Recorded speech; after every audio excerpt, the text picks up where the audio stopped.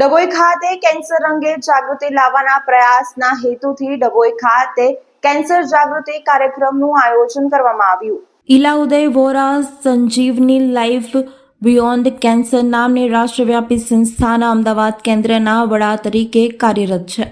કેન્સરથી લઈ કઈ રીતે બચી શકાય, શારીરિક તપાસ, તંદુરસ્તી જીવનશૈલી, કેન્સરગ્રસ્ત લોકોની સારવાર તથા સંભાળ જેવા વિષયોને આવરી લેતા વાર્તાલાપ વેબિનારનું આયોજન આજ રોજ ડભોઈ સમતા કેળવણી મંડળના ઉપક્રમે ડભોઈ વન વિભાગના સહયોગથી રાખવામાં આવ્યું હતું, જેમાં ઇલા ઉદય વોરા દ્વારા કેન્સરના દર્દીઓની સારસંભાળ અને તેની સારવાર અંગે મહિલાઓમાં જાગૃતિ લાવવા પ્રયાસ કર્યો હતો.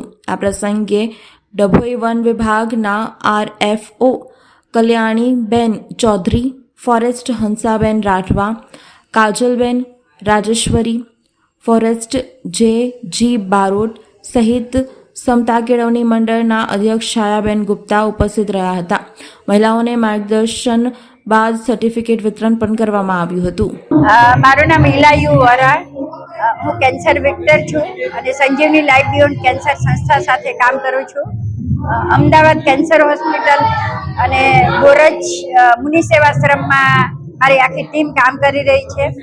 અને આજે જે ડભોઈમાં સંજીવની લાઈફ બિયોન્ડ કેન્સર, સમતા કેળવણી મંડળ અને ફોરેસ્ટ વિભાગ દ્વારા આ કાર્યક્રમ યોજવામાં આવેલો છે, જેમાં ખાસ કરીને કેન્સર જાગૃતિ વિશે આ સીવણની બહેનોને જણાવવામાં આવેલું છે.